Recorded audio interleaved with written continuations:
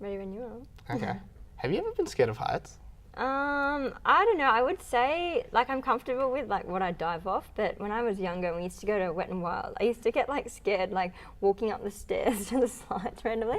I was like, maybe I'm scared of heights, but I don't know. That was like pretty high, but I don't really go like higher than 10 meters ever in my like daily life. So I don't know, if I was really high maybe, but not what I'd dive off. I'm not scared of. For a lot of people, like 10 meters is pretty high though. Yeah, it's pretty high. And when you look down off the board, you like especially when the water's really clear, you actually see like the bottom of the pool, not the surface. So it actually looks like even higher than what it is when you look down. So that's why it's super scary for people. That's terrifying because I'm like really scared of heights. Oh really? Yeah. So like if I stand like just here Really? and look down, it's okay. Like Yeah. it's not that bad. Yeah.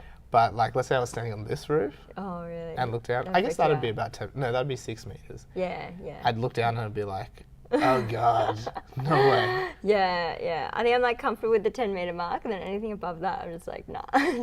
How do you start like diving? Do they start you off like jumping off the 10 meters, or do you start progressively? Yeah, you Going do up. you do it very progressively. So you start like on the 1 meter, and then you start really basic, learn how to do it, and then when you progress, you learn how to dives, and you should be able to dive pretty well 3 meter and 5 meter, and then you start doing easy dives like jumping off the top one or like off 10 meter, and then you start like on 10 meter with easy dives, and then progress the same way into harder dives. And what do you consider an easy dive? So easy dives are what we call in diving compulsory. So when they've changed the format a little bit now, but back in the day you used to have to compete like a list of optionals, which means you choose what dives they are, and then compulsories, which are a set of compulsory dives that you have to do, and they're kind of like the easy ones. So they're literally just like a dive, adding in like a pike or something, or from a handstand or a basic twist, but without too many rotations. Yeah. So they're all easy, and then when you start adding in the rotations, that's when it starts getting scary. I see. Yeah. And have you ever like hurt yourself diving badly? Yeah, like when I was younger, the water bruises you pretty badly. So when I was in that phase of learning my hard dives off 10 meter, that's when I would wipe out like all the time. And is that just like over and under rotations that causes that? Yeah. Or even if you go like hands first, like will that still bruise you up? It's more, like the under and over rotation. So or one time I landed like on my face, I'm pretty sure, and my like eyelids were bruised. And Really? Yeah, it's a pretty big impact from 10 meter, and especially if you do it repeatedly, like me, repeatedly wipe out. Yeah. Then and the teachers at school used to ask me like if everything was okay at home and stuff like that. I was like, no, it's from diving, and they were like, but the water's soft. There's no way that it could do that to you. But I was like, no, it's a really big impact, and that's the part of the hardest thing about diving is overcoming the fear of learning new dives and mastering dives, and you kind of always have like an element. It's not fear, but it's like a respect. You know that what you're doing is hard, and you've got to be like really present mentally and focused. And if you break focus, things can happen. And but I've had many wipeout in my time. Well, a lot of people don't realize this, but like when the water is, especially when the water is like perfectly still, it's almost like concrete. Yeah, yeah. So like if you are just sitting in water and like the water's still and you slap it, like you will feel a certain level of resistance. Yeah, yeah. And I think that's why like at certain heights, the water actually has to be turbulent for you to jump into it. Yeah. So I know they have problems with like, the like Red Bull big dives. Mm-hmm. Have you ever thought about doing that? No, it's not for me. That's too high. That's next level. I'm like, no, I'm not. That's not for me. But it's pretty crazy what they do. And even where they dive, sometimes it's like there's one place they dive that it's like into. Like it's almost like a cave looking thing, and there's like a circle, and you can kind of see the water, but you've got to wait for the water to come in and out, and then that affects like the height of the water and the height of your dive. Then it's pretty crazy the conditions they dive in. That is ridiculous. Yeah, I'm happy with normal diving, not going to that level. But it's pretty crazy. I think even us though from 10 meter hit the water at like 60 k's an hour. Is like how fast it is. So then if you land badly at that speed with that impact, that's why it bruises you so much. And how did you get into diving? Like, Yeah. what's the story there? Like, your entire family are a family of weightlifters. Yeah. And then you're a diver? Yeah, well, I started diving when I was about 10. So my older sister was a swimmer, so she was racing a lot at Sydney Olympic Park. Yep. And when I was younger, I did a little bit of gymnastics, but just generally loved like flipping around the house all the time. And when I was watching her race, I used to see the divers training there, and I was like, oh, that looks so fun. And yeah, I just kind of begged my parents to start. And then, yeah, that's how I got into diving. So I just started like with a club, pretty basic. I wasn't very good or anything like that. But yeah, I just found something that I really loved doing. And then when I was older, we moved to Brisbane, and I got into like a high performance squad up there. So that was kind of like the turning point for me, where I was like, oh, okay, I can get good at this. It's a really good opportunity. And then because I was training so much there, my younger sister Kirsten actually started weightlifting in Brisbane then, because it was kind of all in the same facility. Yep. So because it was like right near the pool, she started weightlifting, and then Josh started weightlifting, and then Maddie, and then she ended up stopping, and then she went to weightlifting. So yeah, the whole family kind of got into weightlifting from like it being really close to the pool where I was diving all the time. Yeah. So they followed you. So, it wasn't you like. Well, just because my poor mum was like running around after me all the time, because it was pretty full on. So at the moment I train 10 sessions a week, but I've been doing that since I was like 12. So it's been full on for a long time. So because I was training so much, she didn't really have time to get everybody like to all the other sports that they could do. So it worked with the schedule. Yeah. So it's kind of like I was like, well, I just walked down 5 minutes down there to try weightlifting, and she kind of loved it, and then the whole family got into it. It's pretty cool that you found a sport that you love like so early. Yeah. As someone who found like the sport of weightlifting very late in my life, like I was in my 20s when I started weightlifting. You must see like a whole bunch of people that go through life without finding something that they really enjoy doing. Yeah, especially in diving. Like because I coach also in the New South Wales Institute of Sport, so I coach the youngest squad. So we try and take them from other acrobatic sports like gymnastics and trampolining and acro and that kind of thing. So especially with them, I see like a lot of them, it's kind of good that they start diving and have something else, but there's so many, especially in gymnastics, that that's all they've known all their life, and they're kind of scared to let it go, and maybe they know they won't make it, but then sometimes they transition then too late into another sport, and maybe they could have done better if they had moved earlier, but it's just that it's the fear to kind of take that leap and change sports. So I'm really lucky that I found something I was good at and then I loved from a young age, and I never had to kind of make that decision to switch over. But I've seen a lot of athletes come to diving and switch over and do really well, which is really cool to see.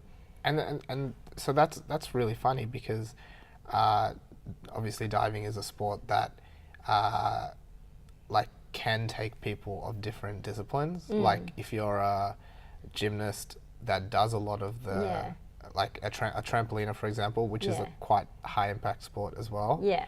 Or something around that. Like diving can benefit from having an athlete like that. Yeah. But the other sport that can very much benefit from that is weightlifting. Weightlifting, exactly. I've seen there's been heaps of gymnasts who have been really good at weightlifting. But that's the cool thing about I guess being involved in different sports and trying a bit of everything, and just having gymnastics as a good base. I think that's really good. I wish I did a little bit more of it when I was younger, but diving is also very similar in our training anyway, so I've kind of had that good base. Why do you say that you wish you had done more of it? Just because, like, different reasons, like flexibility and that kind of thing, and just more of an experience in another sport that I think would translate well over. But I think I've become pretty well immersed in it, even like at an older age. I don't do like gymnastics properly as a sport, but kind of learning a bit more about it and seeing the parallels between diving and gymnastics, but then gymnastics and other sports as well. And now as I'm getting into like more of my coaching life, seeing the benefits of that, and coaching young kids groups doing gymnastics, and with the view not necessarily for them to go and do gymnastics, but as a really good basis for them to go into any sport that they want to go into. And do you think that gymnastics is a good foundation of movement for just a lot of kids? Yeah, I think so. It's really good, not just for mobility reasons, but just body awareness, control, locomotion at a young age, all those kind of things. So yeah, I think it's a really good basis. And then yeah, to transition into weightlifting or something like that would be, you know, so much easier for kids that have that kind of base foundation of body awareness and movement. I'm sure, I don't know if this is true, Yeah. but so like in my job as like a coach that sees like a broad demographic of people, I get individuals that have never moved before in their life.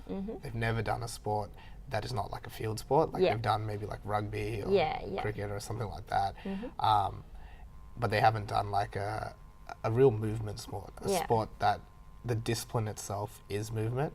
And you can see a definite difference in just the coordination and their ability to, I guess, their proprioception, like how they react to objects, just from being able to, or have been doing gymnastics. And it's like night and day. Yeah, it makes a big difference. It just teaches. It's, I think, just that body awareness and proprioception that is so helpful. Then when you cross over into another sport, it's something that you can't really teach any other way than having that. But it's good. But there's plenty of really good athletes who don't have that as well. But that's just kind of my area, what I love, kind of thing. So I guess I'm talking about the ease at which they can transition between disciplines. Is better when you have a foundation. So it's super cool, interesting for me to see now, like on the one hand as an athlete, and then on the other hand as a coach in my business and a coach for diving, like the things that I'm lacking, you know, mobility-wise or strength-wise in myself as an athlete, because of the sort of training I do for diving, and then where I can like bridge those gaps, and for the kids that I teach then coming through, in terms of like injury prevention and mobility and that kind of thing, which is kind of a really cool opportunity for me. Sounds awesome. When was your first, like, I guess, higher level competition, and like what was the process of getting there? Because for those that don't know, Melissa Wu is an Olympic level diver. She's won multiple gold medals. She's a pretty big deal, in my opinion. Just in case people haven't picked that up yet. So I've had a pretty long career, which I'm really lucky to have. So I've been to 3 Olympics now, 4 Commonwealth Games. So I started when I was quite young. So my first major international competition was Commonwealth Games in 2006, and I was 13 years old.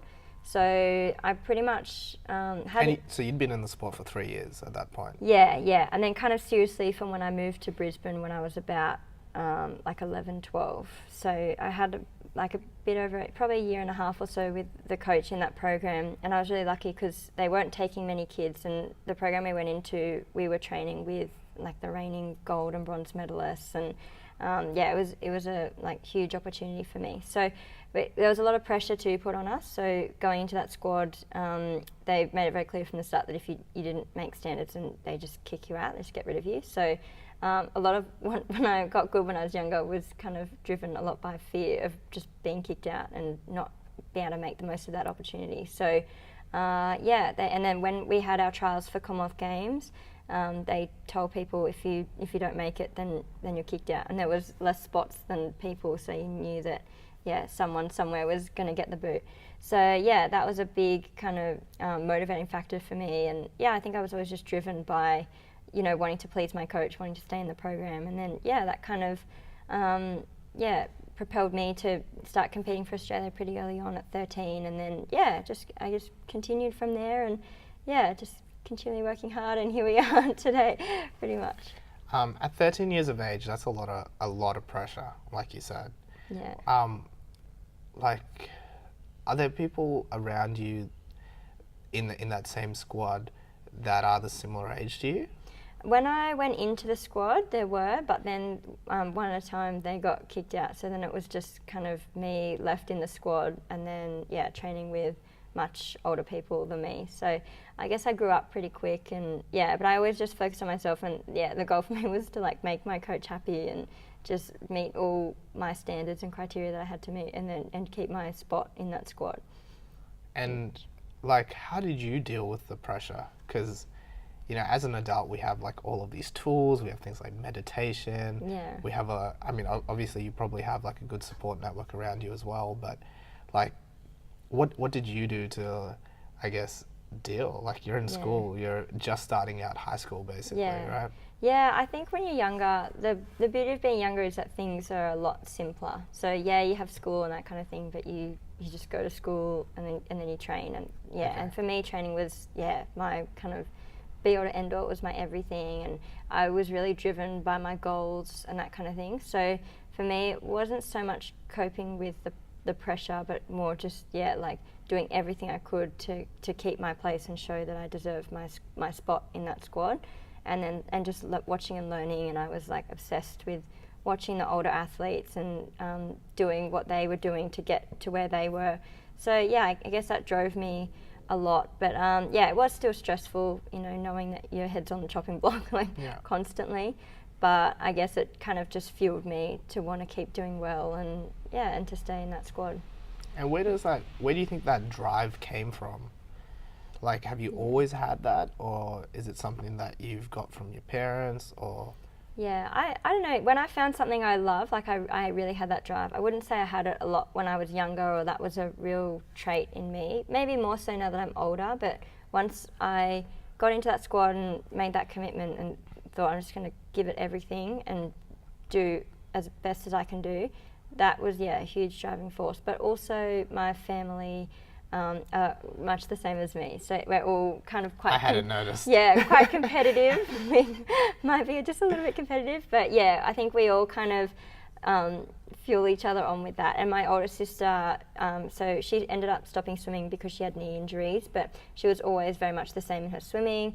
And then she focused more on her education. She was exactly the same with that, and she's still exactly the same. So she kind of, I guess, paved the way, and I saw her attitude, and then I did that, and then I guess the others probably saw me, and then it just has a follow-on effect for the rest of the family. But even now, like, it's super inspiring and motivating to see everything that they're all doing, and makes me want to do better as well. And it's part competitive, but then it's also you literally just inspired by each other as well. What was it like qualifying for your first Commonwealth Games? It was pretty cool. It was a bit of a blur. Like, I was just like, am I safe? Am I in the squad still? But it was really exciting.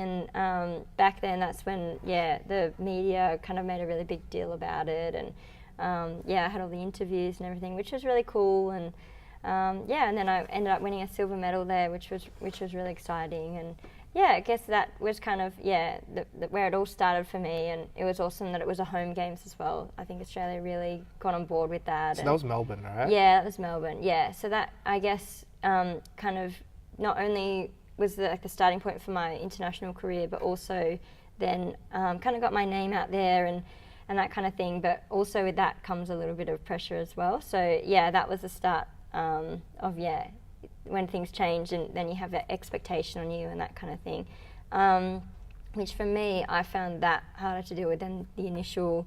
I feel like because I made the team, I ended up winning a silver medal, but it kind of didn't matter how I went.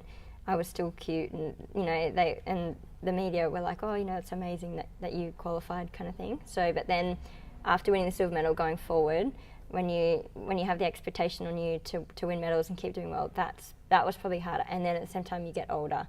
And then, life changes, expectations change, and that was a whole different ball game again. It's something that I had to kind of learn and navigate.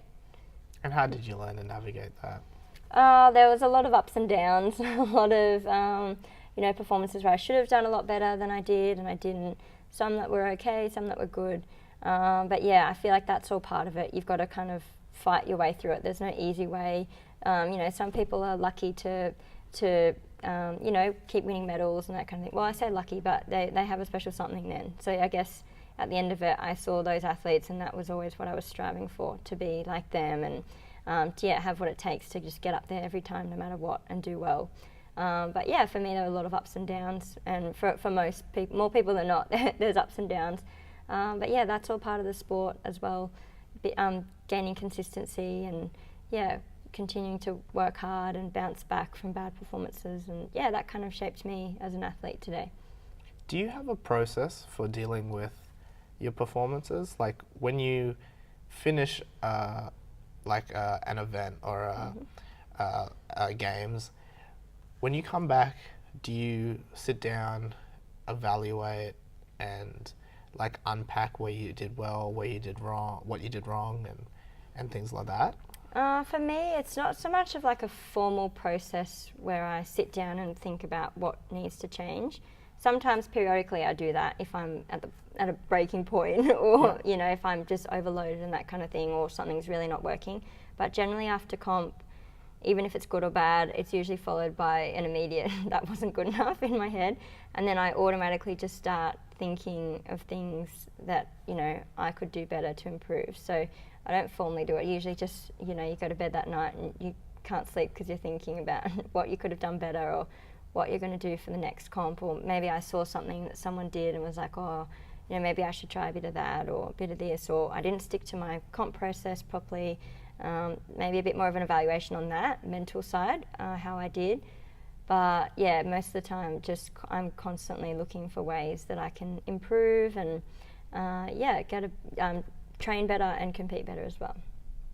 What have been some of like your biggest challenges within the sport?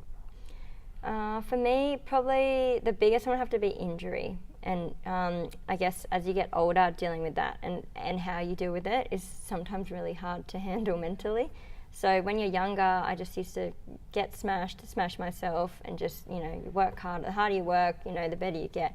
But then when you get older and you get injured, working hard isn't always like the smart option. Or it's not that you're not working hard, but smashing yourself isn't the way to do it. Like more reps, more numbers, more this, more that isn't always the way. And sometimes you feel like, you take one step forward and you take 2 steps back then, and you're frustrated because you're doing everything you can, but then you just got more injured, and then you're actually further back than where you wanted to be. So learning to pull back and take 1 step back, but then 2 steps forward instead was a really big thing for me. And trying to change that mentality that I wasn't working hard, I wasn't doing everything. But yeah, I knew that if I did the right things and I got to comp and I could move properly, then I would probably dive well. But even if I worked hard, which is smashing myself, and I got to comp and I couldn't physically do what I needed to do, then no matter how hard I'd worked, I wasn't going to be able to do it anyway. So for me, being able to step back and train smart and do the things that are important was a really big thing. So that's probably been one of the biggest ones for me.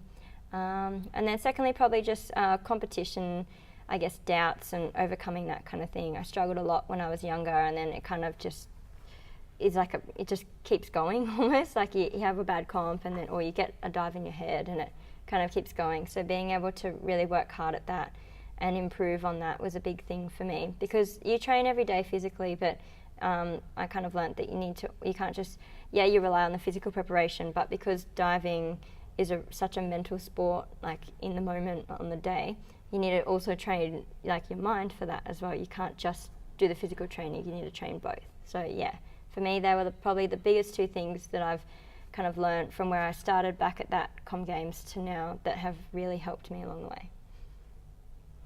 And what have been some of like your, I guess, you can't talk about challenges without talking about like your biggest triumphs. Mm-hmm. What have been your biggest triumphs?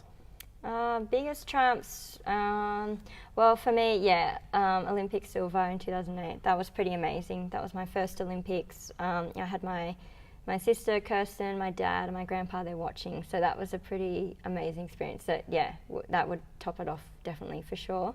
And then second, there's been, you know, pretty good medals along the way and other things, but sometimes there's other things that I count more as a triumph rather than just the medal. So sure, tell me about those. Well, probably then I guess Com Games last year was a really big triumph for me. Not just because I won, but just to get there and compete. I was so broken, and I had really bad knee problems, and they'd been giving me trouble for ages, and I literally I couldn't bend my knee, I couldn't walk up the stairs, I couldn't do anything, and somehow I had to get these dives off and do them well. And I knew, I couldn't bend on the way down, I couldn't straighten it on other takeoffs, so I couldn't take off properly, but then I still needed to be able to get this dive around and then nail it. So for me that was a huge, I guess, mental victory, just to overcome that and push myself through it. And yeah, there were times I thought about pulling out, and just because I was like, I'm just so injured, and it was not just, you know, because it was a comp. Literally every time to just get up there, do those dives or any dives was painful, and then it was like that classic just going backwards because I kept diving on injuries. And yeah, I don't know, I just wanted to make the most of probably what might be my last Commonwealth Games, and most definitely my last home Commonwealth Games. So yeah, it's kind of where it started for me, and then I wanted to also have another home games, and yeah, so for me that was a huge kind of mental victory. But yeah, that was medal aside, just being able to overcome that and do that, and in the conditions weren't that good there, diving as well. So a few added challenges that I overcame, which I was pretty proud of. That's really cool. Yeah. Did you dive in Rio? Yeah. Were you there when the water was not clear? Yeah, when the water was green. What was up with that?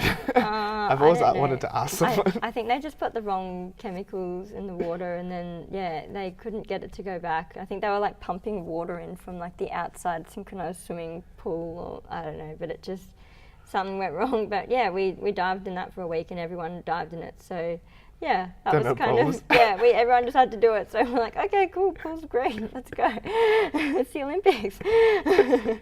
That's what I've been training for. You've obviously had to travel to some really cool places. What are the coolest places that you've been to?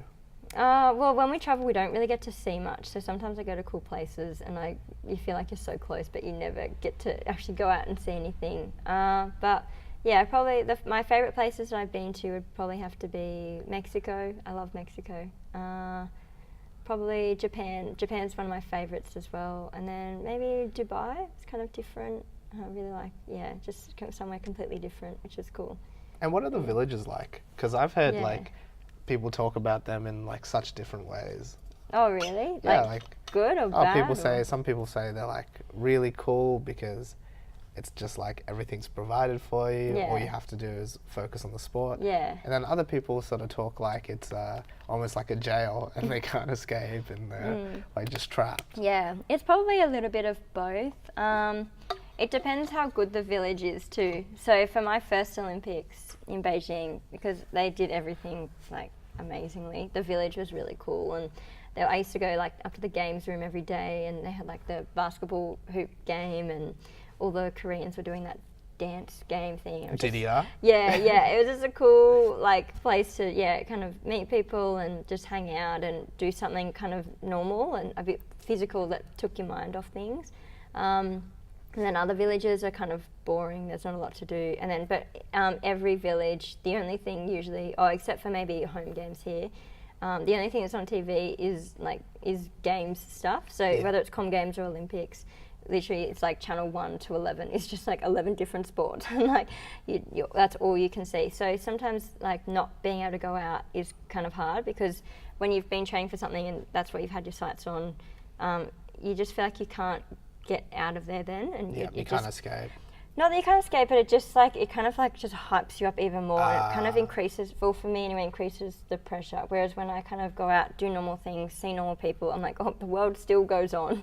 No one cares. It's, if it's, the Olympics is big, but the world still will keep moving. But yeah, when you're kind of in that like Olympic bubble, sometimes it's kind of hard to just get out of it. And for me, I'd sometimes feel a little bit of extra stress because I'm like, oh my gosh, it's the Olympics kind of thing. So it depends too on the village. Like London wasn't that exciting, but London we could come and go from the village quite easily, and there was a big shopping centre, and it was kind of nice just to walk around and just be around like normal people and just do normal things, which I quite liked. And then Rio, we didn't really get out much, so that was probably a bit more like because of the safety aspects. We pretty much didn't go out at all actually, which is probably smart. Yeah. But that's an example of when you're you have to be prepared for that, to be just kind of stuck in that Olympic bubble, and find your own ways to kind of deal with that then. So it's different. You're doing your first official weightlifting comp this weekend. Yeah. I'm nervous. Are you?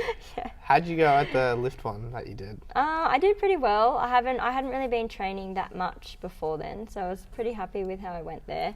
And then leading up to this one, I haven't done the kind of training that I would like. But yeah, at the end of the day, it has to be my second priority to diving. Diving has to come first. So I just do bits and pieces when I can, and yeah. Do you enjoy it? I enjoy doing something a little bit different, and yeah, I've been diving for a long time. So just mentally, I get sometimes a little bit burnt out mentally, usually before I get burnt out physically. So it's nice to kind of do something a little bit different and break it up with something that's kind of fun and new, and also because it's my whole family weightlifts. So it's kind of special to me, weightlifting, and because Kirsten started all of that as well. Yeah, I just wanted to kind of do a bit, get into it, and yeah, it's been good. Do you think you'll make weight? I'll make weight. Are you sure? I will make weight. I don't know if I'll make the weights that I need to lift, though. But I'm just going to go and have fun and, just see how it goes. It's kind of just like an added bonus for me. And, I've got a pretty busy schedule, but I'm lucky that my coach is pretty flexible with me doing other things. Whereas who's your coach? My coach, his name's Sabrino, so he's a Mexican. I've been diving with him since, probably 2010. So I was diving in Brisbane and got really struggled in that environment mentally after a while as I got older. So moved here for a kind of fresh outlook on diving and life, and he's been really good with life balance and that kind of thing. So most other divers are like, doing another sport, you can't do that, or no one does that, or like, aren't you scared you're going to get hurt and things like that. But it's cool. I like doing different things, and I think it's important to me, like at this point in my career, to break things up and keep things a bit more interesting. Tell me about hardcore. Last time I had Josh here, it was very new still, so we didn't really talk about it much. Okay. But now you guys have like a full setup, and it looks awesome. Thanks. Yeah, it's cool. It's been a long time coming. We spent a long time literally just talking about it, like at home, and working out how it was going to work and how to set up the gym and everything. And even before we put the gym in, we had like stuff everywhere in the garage, so we had to clear all that out. We had to get a shed. We had to do all these other things before we even started on that. But it's good. It's going really well. We originally started with like one platform in the gym, and then we kind of had the equipment in there set up. So Josh and I were both going to be coaching clients, and he was doing still more weightlifting stuff then, and I was doing some more kind of general stuff and athletic development for kids and that kind of thing. And then we kind of decided to revamp the whole thing and make a bigger floor for weightlifting. So we ended up flooring the whole thing with kind of thicker tiles, so we don't upset the neighbours. But then that kind of doubles as floor space as well. So we decided then to go a little bit more specific. So he sticks to the weightlifting coaching, and I stick to more gymnastics-based strength and skill training, which has been really good. We really enjoy doing, like, they're the things we're good at and the things that we like, and then we've been able to bring more clients in that way, which is good. And then just learning heaps from the clients every day, and even before they can start doing gymnastics or weightlifting skill training, they still need to have certain things like shoulder stability and stuff. So we're still able to do S&C with these clients, but then stick a little bit more specific with skill, which has been really good. So now we're doing really well. We've got our registered weightlifting club, That's which exciting. is good. And you guys have a lot of lifters competing this weekend. Yeah, which is good. I think we've got maybe 4 or so. So that's exciting. So Josh is doing super well with that, and I've had to cap my clients now because I'm being quite busy because I'm diving full time, coaching in the New South Wales Institute of Sport, and then coaching in my business as well. So it's going really well. It's probably a good problem to have. And do you still do anything at Creature? At the moment, I'm not because of diving. My synchro partner lives in Melbourne, so we've got to travel to and from a little bit because this year is World Champs, which is our first opportunity to qualify spots for Australia for Tokyo. Yeah. So in Rio, Australia, we didn't get a synchro spot in the women's platform synchro. So that's not, if you're not in it, you can't, you don't have any opportunity to do well. So for us, that's a really big priority for Diving Australia, is to get a team into that synchro event. So because of that, we need to be able to travel, to and from Melbourne and Sydney. So for me, I just couldn't commit to doing that with them this term because I've got to allow for all the travel. But yeah, definitely, might continue work with them in the future, depending on my diving schedule, which is good. But yeah, absolutely love working with them. Such a great bunch of girls, and I've learnt so much from them, which is good. Yeah. You do a lot of stuff. I got to shout out Wayne, sorry, because like I love him. But you seem to do a lot of stuff with Wayne and like just flips and things on that new air mattress you have. Oh yeah. It's good. He's hilarious. He's like literally up for anything. He's like, yeah, I'll do it. And then he was doing a front salt like a few months ago, and I swear he must have tried it like 25 times. And he's like so determined, like I'm gonna get it. I'm like, you're gonna get it. Just kept videoing. But yeah, it's awesome. So I coach his son. Noah. As part of my, it's kind of like just a gymnastics class for kids, and that's, to prepare them for kind of anything that they're going to do. Just teaches them kind of basic gymnastics skills, but then, all the things we talked about earlier, they're great for kids. So then Wayne comes along and has a bit of a play as well, which is really fun. Can you tell me about how your little gym is set up, just like how you run your classes, just in case like someone who's listening is interested? Yeah. So, do you mean generally? Generally? Yeah, in general. So, and then what you do specifically as well. Okay. So from my end, at the moment, I run the kids group class. So currently they just come every fortnight, but if they want to do a weekly thing, that's kind of how I'd set it up. And then it's basically teaching kids the basics of gymnastics. So the number one step for that is midline stability and that kind of thing, and teaching them how to stay tight, and which is going to help them for whatever they do, even if they take a fall or something, probably going to, and then that's when we go into rolls and that kind of thing. Same thing, geared towards teaching them basic skills, so if they were to fall, how to roll out of that and that kind of thing safely. Then we build up to other skills, which is kind of on the bar, so just basic kind of like front support and things like that, which are going to prepare them probably if they wanted to do CrossFit or like Noah does stuff at home with Wayne. So for him, he loves doing all the bar stuff and that kind of thing. And then building on that, handstands. I think that handstands are really good, even if they're not quite at that level at that age. Just building them up for that, teaching them that kind of overhead strength and stability. Along with other fun skills, a lot of balance and hand-eye coordination skills, which is super fun. And we do circuit style training, so I'll spot one station and they just move between, and they have heaps of fun with it. And I pull out that big air floor that I have, and they kind of bounce on that and do skills on that. That looks so cool. I want to have a go on that so much. Yeah, it's so fun. Can recommend. If anybody wants an air floor, definitely buy it. Buy it from Little Gym Shop. They're awesome. You're sponsored by them, right? I'm an ambassador for them, but I honestly though, just like a really all-round awesome family. Like, couldn't recommend them highly enough. Just really nice people, and then will help you get whatever it is that you need. So I would definitely recommend them. How much is one of those?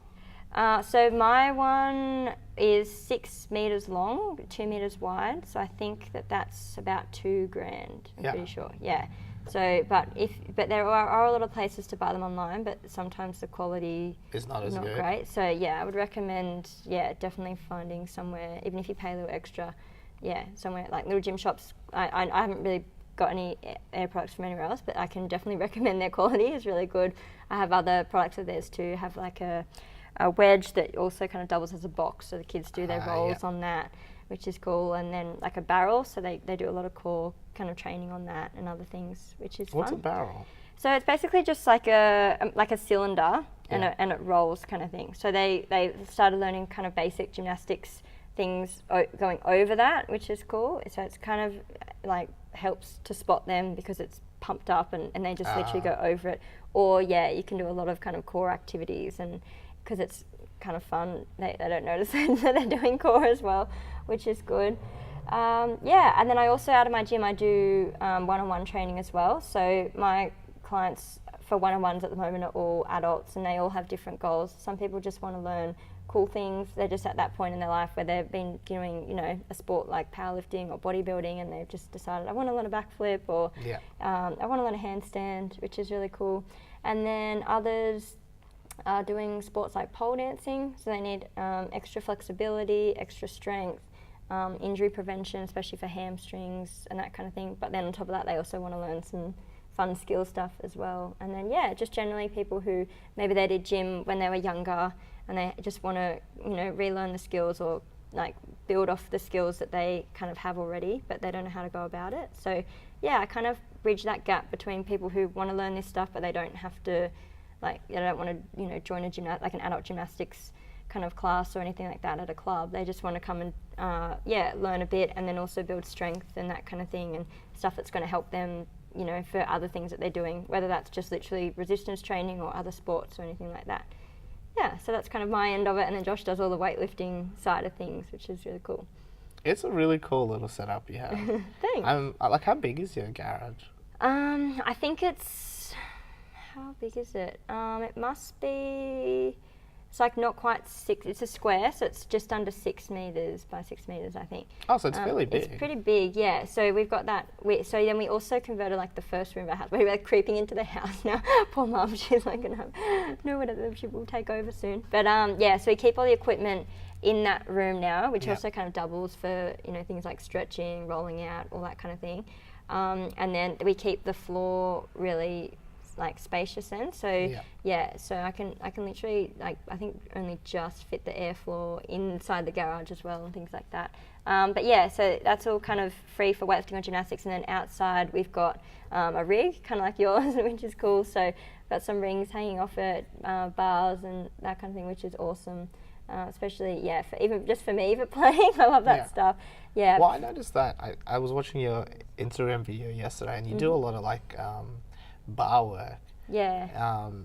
But obviously, that's not something that you need a lot of for diving. Like, it's not sport specific. Yeah. But do you get a lot of benefit out of doing that still?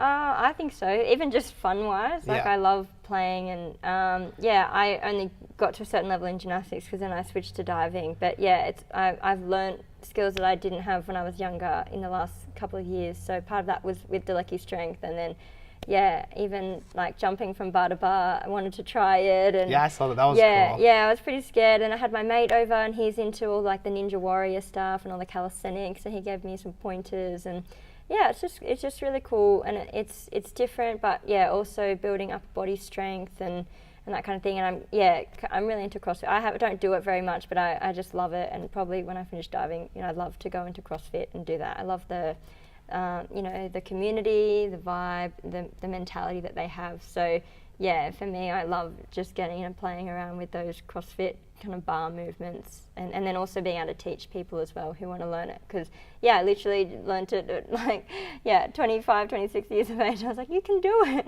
You don't have to have this stuff when you're younger. But that's the beauty of continually learning and working on these movements, that you can learn it, but you can teach it as well.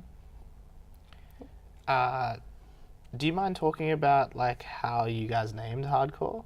Yeah, so and the story behind that? Yeah, so that story is really special to us. We wanted to, especially because, like I said, weightlifting is really special to our family, and because our sister Kirsten passed away in 2014, we wanted to, I guess, somehow include her in our business, and where family is very important to us, especially Josh and I. We're really family oriented, and we're very similar in that way. So the name Hardcore is spelled HRDKAW. So the KAW is Kirsten's initials, Kirsten Amelia Wu.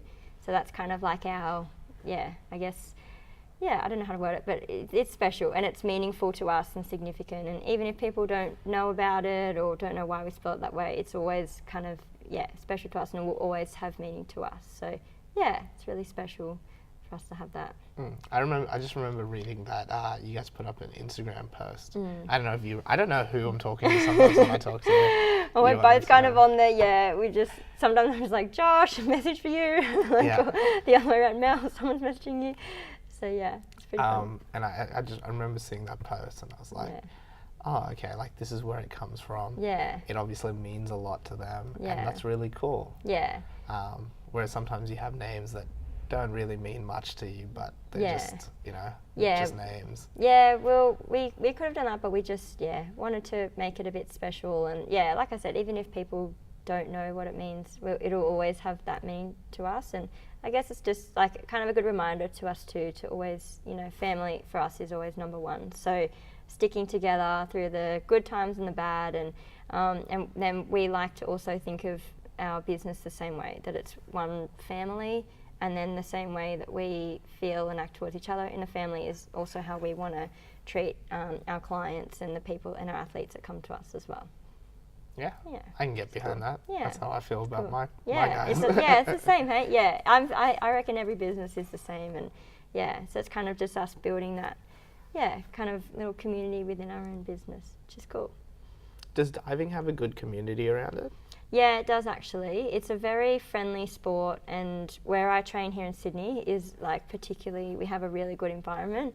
But diving in general, like you have friends all over the world, and even though you compete together, I think everyone just has a general kind of respect for what everyone does and good dives, and so you'll be away competing, and if someone does a good dive in training from whatever country they're in, the whole pool will clap them and that kind of thing, and it's very friendly. So that's one thing that I really love about diving and the community, and just having those lifelong friends. Like when I was a little bit isolated when I was younger in that squad, being the youngest, but then when I competed overseas, I met girls, you know, my age who I grew up with, and then they were my closest friends then at that age, were the girls that I was competing against, and then they're lifelong friendships now.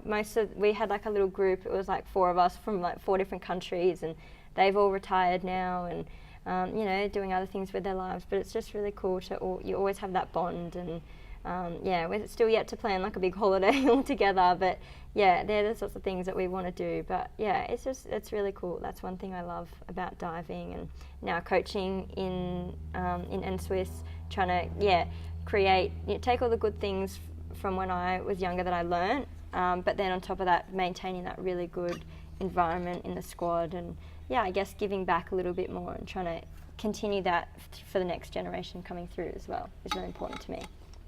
Yeah. What's the average length of a diver's career? It depends for everyone. The biggest thing that it depends on is injury, how long people dive for. But in general, it's got a pretty good lifespan. Like most people will do 2 Olympics, some will do 3 as well, some will do 4 or 5. It just depends on the state of your body and your injuries. But generally when you start younger, it's better. But you can go, like some divers are, you know, into their 30s, even older than that. Everyone's kind of different. But it's definitely got a longer kind of shelf life than something like gymnastics. Yeah. And you seem to be moving pretty pain-free at the moment. I'm moving a lot better, which is good. So I've had to really take my own advice and pull back a bit, and then also finding good things that work for me. And I did take a lot of time, ended up taking time off last year for, I think it was, how long was it? Must have been like close to like 3 months or so, like just to get my body right. And the knee pain I had was really bad, and I pretty much was doing a bit of gym work but stopped diving for a few months, and it took the whole 3 months pretty much for the knee pain to go away. And I was kind of like, it's never going to go away, and I was worried, and I was like, maybe I should just retire. But it was good. I just waited it out, was patient, and then when I came back was really smart about my rehab. So like I was saying, the half of our training is dry land. It's very similar to gymnastics, so it's all the somersaults on the trampolines and mats and all that kind of thing. That was one of the biggest things that was flaring my knees up, was landing every day on the mat. So then I have to be really smart about how much of that I do, and again, it's, you feel lazy, or you feel like, you know, that's half my training and I'm not doing it properly. But at the end of the day, I know I have to train a lot smarter than that and restrict how much of that I do. And but I think things like weightlifting and stuff probably make up for it.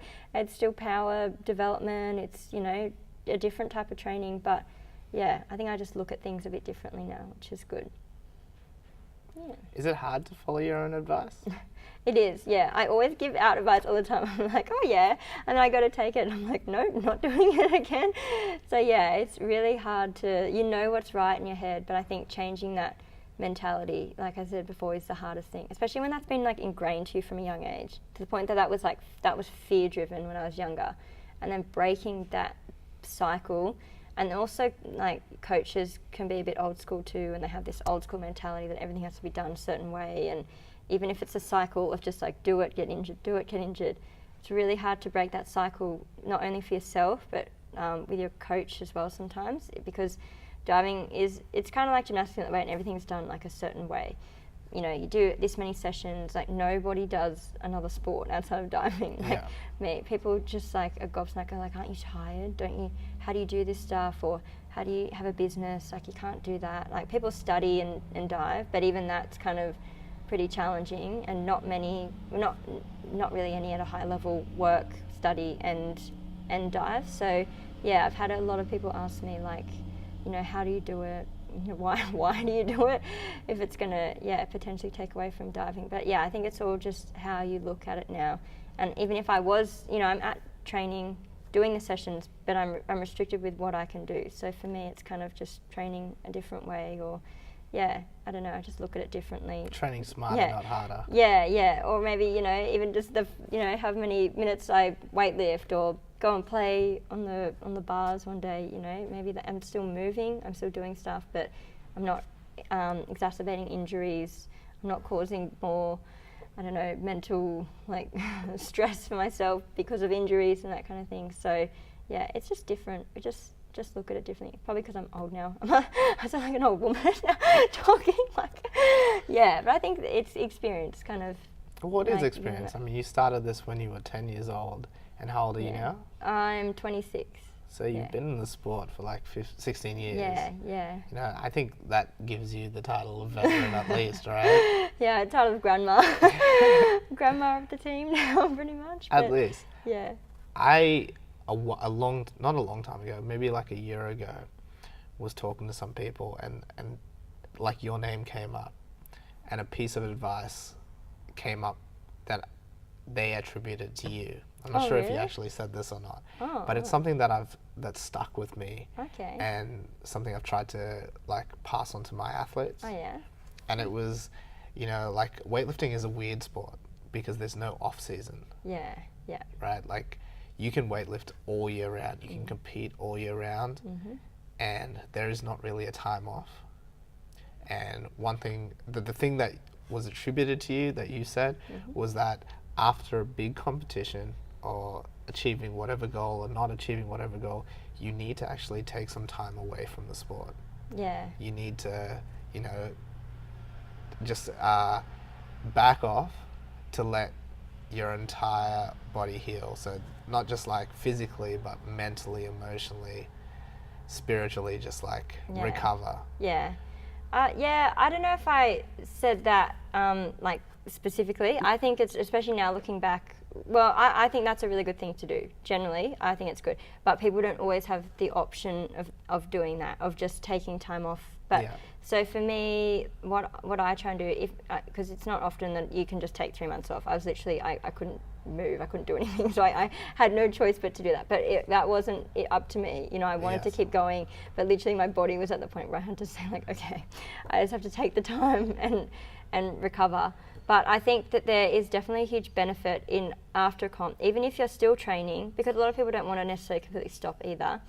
But for me, learning to just take it back, come back to the basics and build from there again. For me, that's really important because it takes its toll mentally as well. Like, I'm not a great weightlifter or anything, but I think it would be similar, you know, when we're in our peak season, you're doing a lot of hard dives, it's very mentally taxing. Same thing if you were, you know, constantly in a cycle of just lifting heavy weights. And even when you come into training, you know, okay, it's a big session lifting heavy weights. And then it's just that mentally kind of taxing period. So then after a comp, I think it's really good to just kind of come back to the basics, have a few sessions where you can just come in, you know, a bit more chill with a clear mind and just focus on rebuilding technique and that kind of thing. And then it gives your body a chance to recover, but you're still exercising, because if you stop completely, you know, that's probably not going to be good. As soon as you come back, you're probably going to get injured anyway. So yeah, which is what I had to do. I wasn't diving at 3 months, but I was still doing S&C stuff as well. But yeah, so to just have that time and then rebuild on that, even though you can be lifting all year, it would still, you know, build you back up to being in that like comp kind of cycle into your heavy weights. But if it's just ends up being one cycle and each month and each year just rolls into each other, then I don't know, I don't do that, but I feel like you'd burn out probably physically and definitely mentally from that as well. I think I may have misquoted you, but I was talking more about the emotional and mental side of things. For sure. But I think it's good, and when I was younger, it's hard when your program is dictated to you and you don't have the option to do that. But I think when you get older and the way that you train is different, the relationship that you and your coach have is different, and you have a little bit more say in what you do, then I would definitely recommend taking that time to just take a step back and then build up again.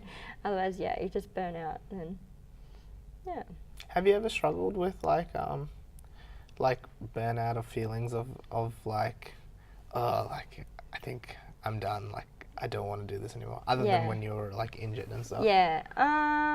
Probably the main times where I've thought I don't want to do it anymore is when I've been really struggling with an injury that I thought just wouldn't get better and that I just wouldn't be able to dive again. But 100% struggled with mental burnout more frequently as I've gotten older. When I was younger, I never had that. It's probably more I just felt physically tired or that kind of thing. But as I got older, especially in comp season, just traveling back-to-back comps all the time, a lot of pressure, I used to get really mentally burnt out. And I still feel that now, even, especially with other things going on. So, I guess I just, if I've overloaded myself, try and declutter a little bit. I quite often have like mental breakdowns, and Mum helps me like reschedule my whole life kind of thing. Like, where can we cut back? What can we do? And my family's really good with that kind of thing. But I think as you get older, you're always going to be busy doing things, but you just have to prioritize what the most important things are to you, and then make sure you don't overdo it, or do something to change it up a bit. Have something that you can do that's like your happy place, whether that's just like a day for you every now and then to do something like just go to the movies or whatever, or for me, doing weightlifting or sometimes CrossFit and that kind of thing. It means I'm hanging out with people doing something that's fun, but it's different, but I don't feel guilty because I'm still exercising. But I don't burn out as easily then mentally. How is your, like, it seems like your family is a big deal to you and a big support to you. How have they helped you like in your athletic endeavors, more so than obviously your mum? Mum seems like she's a great person to have on your side.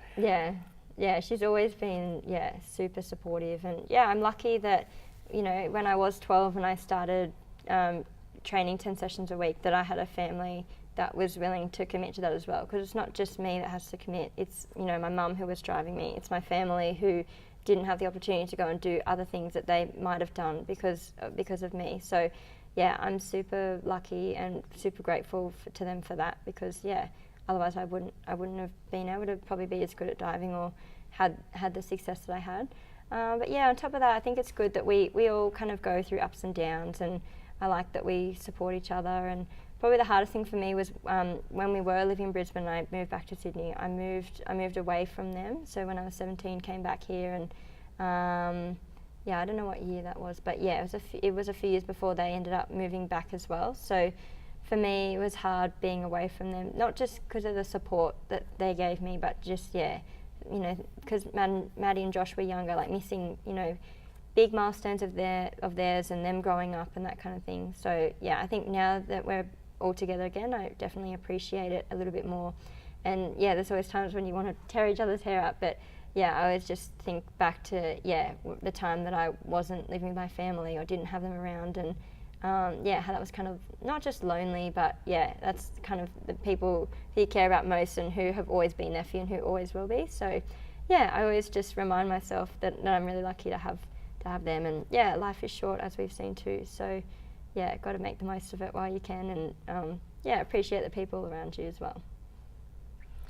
Diving seems like a really lonely sport, because maybe when you're synchro diving it's different, but at that top of that platform you're just sort of standing there by yourself, right? I guess in comp I think that's why it's so mental, because in comp, not so much for synchro, but in individual, it's just you and yourself up on the platform, and maybe the diver before you just scored 10s on their dive, and you've got to be able to, kind of block all that out, and then still with pressure go up and do a good dive. But yeah, it's really mental like that. But training is good though. Training, usually there's someone around, but I get lonely in training. I sometimes just like, because we have those chamois and we dry ourselves. No, I don't. Tell me more about that. So yeah, we have these like, it's Do called you ShamWow outs? They're probably the same thing, actually. They're probably exactly the same. So basically, we have our ShamWows, and we dry our legs, because when you tuck, your hands can slip off otherwise when you're in the air spinning. So we usually dry ourselves before each dive, and sometimes if there's no one on platform, I'll dry like on the lower boards and with my friends and chat, and then I'll just run up and do my dive, and then hang here while I'm drying and prepare mentally, and then just go up and dive. But yeah, I never noticed that when I was younger again, but as I got older, started feeling more lonely every now and then. But for comp though, that's all part of the mental, I guess, training, learning how to deal with that. And that's kind of the number one time when the doubts start creeping in, when it's just you and yourself, and you're in a high pressure, high stress situation, and then you let the doubts creep in. You're like, what if this, what if that? But being able to flip that, change your thoughts, and then because sometimes I used to always just tell myself good things, but I'm like, I know I'm just saying it, like I don't actually feel it. But learning how to change those thoughts and actually believe them was the hardest part for me. And did you ever have any sort of guidance in that field, or was it something you developed by yourself? No, I have a psychologist. He's kind of like, he calls himself a mind coach. So his name's John Novak, and he created what he calls the Boomerang Effect. So it's all based on positivity, and what you put out is what you get back. So that's like the boomerang. So it's simple, but it's he always made me really accountable for stuff as well. So if we journal quite frequently and that kind of thing, and if I gave him some homework back, and I was meant to do this, like meant to be positive or something, and I said, I was all right, and he's just like, why weren't you? I'm like, okay. Like, why wasn't I don't really have an excuse. So he kind of changed everything mentally for me, and since working with him, it improved my mentality, not just in my diving, but in my life as well. Because I struggled a lot mentally when I was younger, right before I moved away from Brisbane. I had depression, and I was really struggling a lot mentally. So it's something that, even though I got better from that, it's always been, those really deep-seated thoughts and the way I viewed myself was really hard for me to change. And then you want to go out and perform well, and you can't even, I don't know what the word is, like appreciate or think of yourself highly. So how are you then going to expect yourself to go out and perform when you don't have that belief in yourself? So that was something I had to really work hard on, and just as hard as the physical work I was putting in to change the way I view things and the way I view myself as well. But it's been a huge help to me, in and out of the pool. When you're on top of the platform, so high, and you're in a competition. Like, what do you see when you look around, or do you try not to look around? I don't look around. It's the good thing is, actually, in comparing weightlifting to diving, I've only done one weightlifting comp, but it was kind of small, and I looked up to do my lift, and all I saw was like phones videoing, and I was like, oh my gosh, I'm so stressed. But it made me kind of appreciate diving. Like, there are big crowds and that kind of thing, but you're lucky in that you have your own space and you've got the width of the pool, and the stands are kind of on the outside. So it made me kind of appreciate, like, okay, it's a lot easier to block out for me. And, for sports like weightlifting or any sport where the people are in front, where the people are usually in diving not in front of you. And if they are, you've got the whole pool at least, so they're going to be like on the far side. So I don't really look around too much. I kind of just stay in my little space, and I just try and, I don't know, just block it out. I don't really know how. I'm used to it now after a long period of time, just blocking that stuff out and just, going through my little process that I do, and But weightlifting, I don't know how you do it with the people right in front of you. You just don't look at them.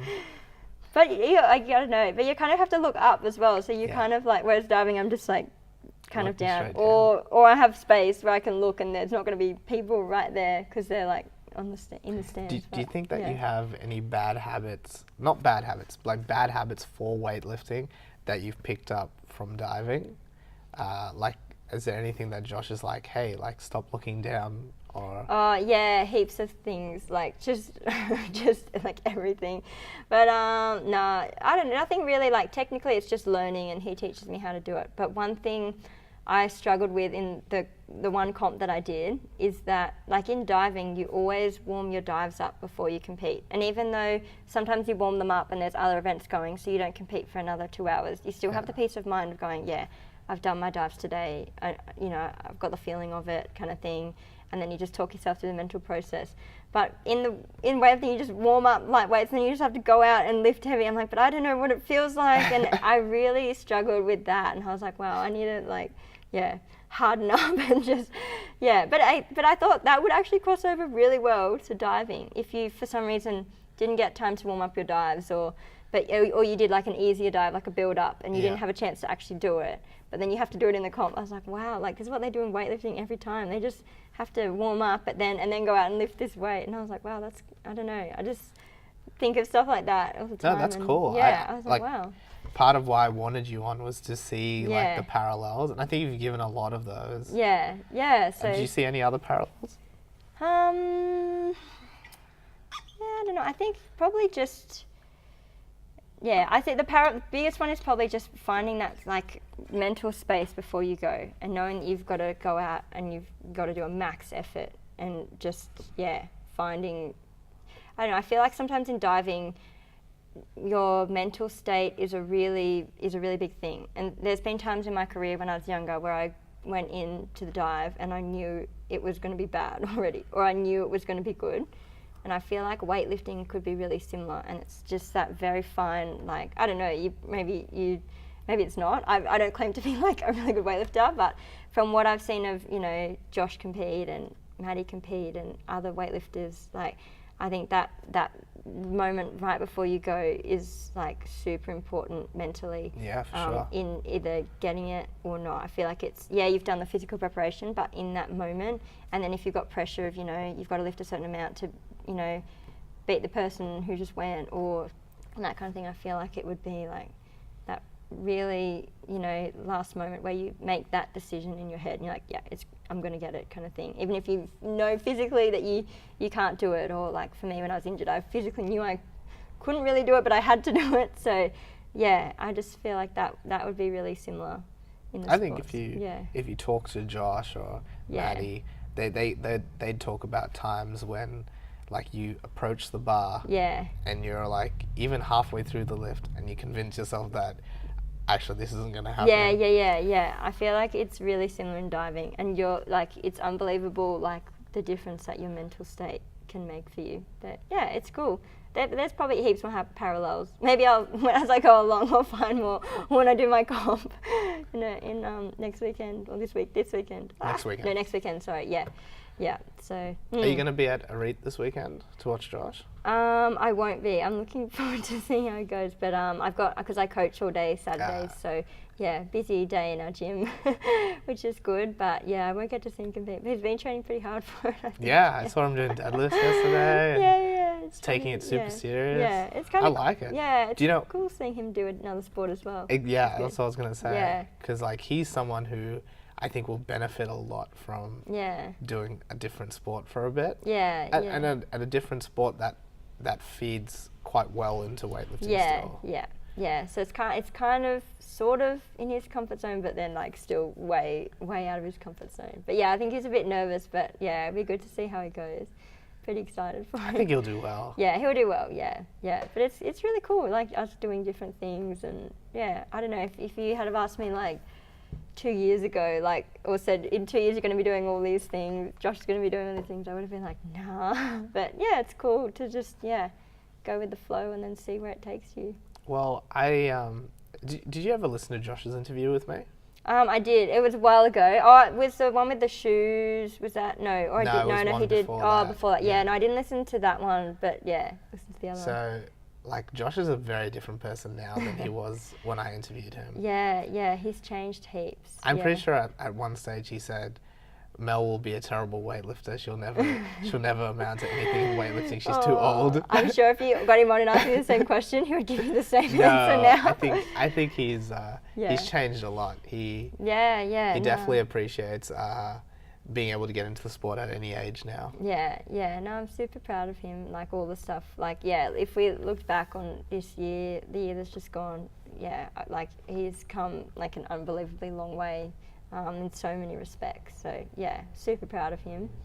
It's good. Me too. Even though I have nothing to be proud of. I just watch growth, and I'm like, wow, he's come so far, and he's doing such cool things. Yeah, he's grown so much, like on a personal level as well, which is really cool to see. I just always think of him as being like young and little. I'm like, oh my gosh, he's so grown up now. But he's like this year he's done so much, and it's cool to see him still lifting, but then also as a coach, like really developing as well, which is awesome. And he loves that. It's like nice seeing him do what he loves, especially because before we had our business, we were both like just at uni doing degrees we hated uni, and then to like both of us just be like, no, let's just go for it. It's really like it's good to see him doing what he loves now.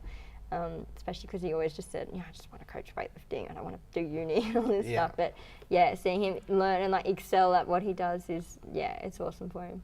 What's Maddie doing now? Maddie's doing lots of things. I barely see her actually. She's out and about all the time. She's studying to be a pilot at the moment, so that keeps her pretty busy. Studying to be a pilot? Yeah. So that's cool. It's pretty full on. I think she's a little bit ahead of where she needs to be. So she sat some exams earlier last week. So she went really well on those, which is good. So I don't know. I don't see her. She's just constantly out and about doing flying stuff. Around. Literally going for flights every 2 seconds, and and then she's just working outside of that. She still does a little bit of lifting. I'm not sure exactly what she's going to be doing with that, but as long as she's having fun. Exactly. This is probably like a cool place to sort of end this conversation. Mm-hmm. Do you have any asks for our audience, like things you'd like them to think about or do? That's a good question. Like what sort of thing do people normally say? Anything. Anything. Yeah. What do you want to see people do? You can tell them to just jump up and down a couple of times and call it there. I don't know. I guess if I just talked from my personal experiences, probably more so as I'm older now, just be to always just find something that you really love doing. And if you're stuck where you have to do something, find something outside of that to just kind of pursue, just learn something, do something new, just, grow in some part of your life. You never know who you'll meet or, the opportunities that will open for you in those respects. So, enjoy what you do and find something that you love. That's excellent advice. Yeah. And where can people find you? So people can find me, they can find me personally on Instagram. My Instagram is Melissa Paige Wu. They can find my business, Hardcore Strength Gym on Instagram. Our website's hardcorestrength.com.au, pretty sure. And if you're looking for Josh as well, second half of the business, his is, I don't know what he's on Instagram. Type in Josh Wu, you'll find him. It used to be Josh Wu 7. It's probably Josh Wu 7, I don't remember what it is now. Yeah. Otherwise, we'll be both on our business page, Hardcore Strength Gym on Instagram. So you can find both of us there. Awesome. Thank you so much for being on. Thank you. No worries. Thanks for having me. All right, guys. I'll see you next time. Thank you. Actually, wait. Sorry. Before I go, you can find RAW Barbell Club at RAW Barbell Club on all of our social medias. So that's Instagram, Facebook, YouTube, Twitter, and a couple of other ones. Please be sure to follow us on YouTube, see the cool content that we put out. We're making like some really cool videos with some really cool guests, and follow us on Instagram because you get to see what everyone in the gym is doing and what we get up to. I'll see you guys next time. Cool. Done.